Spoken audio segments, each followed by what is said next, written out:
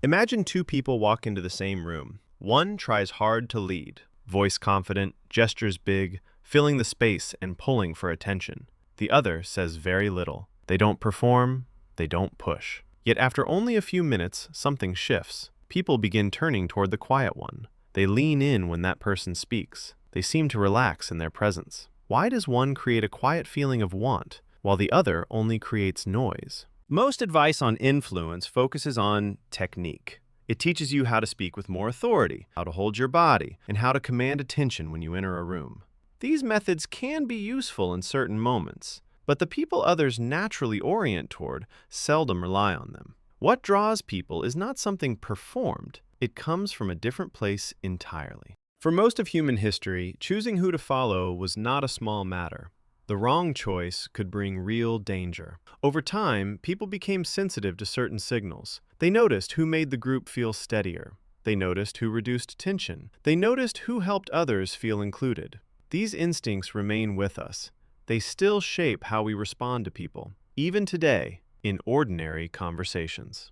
These old instincts usually respond to three main things. One is a feeling of safety, whether someone's presence makes things feel less uncertain. Another is a kind of status that doesn't need to prove itself. It doesn't need to dominate or push others down. And the third is belonging, the feeling that this person helps others feel like they have a place. When these signals are present, people tend to move towards someone naturally, without needing to be convinced or persuaded. These instincts evolved in a very different world than the one we live in now. Today, we are surrounded by constant self-promotion. People are taught to perform confidence and signal importance. These behaviors often trigger the old warning systems instead of trust. The more someone tries to appear impressive, the more the ancient part of us becomes cautious. We are wired to notice when something feels performed rather than real. This is why many modern attempts at influence backfire. The instincts that once helped us survive are now often working against the very behaviors we are taught to use.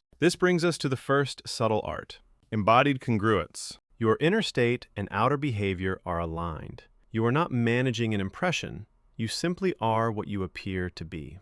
This alignment creates a rare kind of trust. People can feel when someone is not performing. When words, tone, and actions match, something deep inside us relaxes. Think of the person who never announces their expertise. They simply show up and do what they say they will do. Consistency in small things. Follow through on promises no one would notice if broken. Over time, people feel safe around them. This is congruence in action. It is not flashy, but it is deeply felt. Every time you try to seem like a leader, you create a small gap between who you really are and who you are trying to show. People may not be able to name the gap, but they feel it in their body. This gap creates subtle distance. Over time, it erodes trust. This brings us to the second subtle art, making people feel real.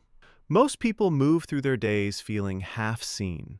They are noticed only for what they can do or provide. The rare person who makes others feel truly seen creates something powerful, instant loyalty and trust. The rare person who makes others feel fully seen creates an almost addictive sense of safety. This is not flattery or active listening tricks. It is patient, non-reactive presence.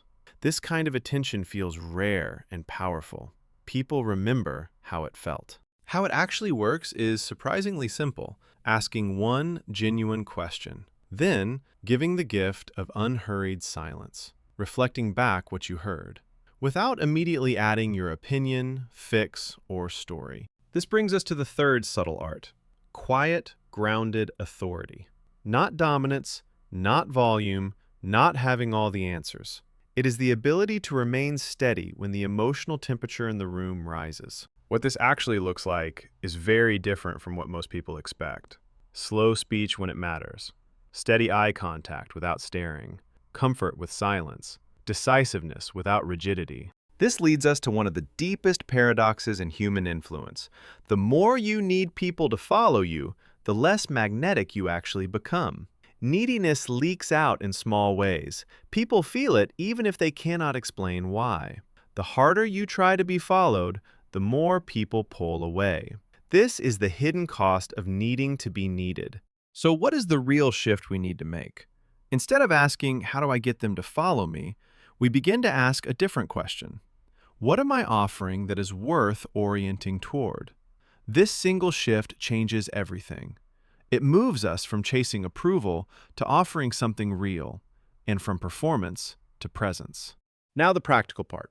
Start with micro habits for congruence.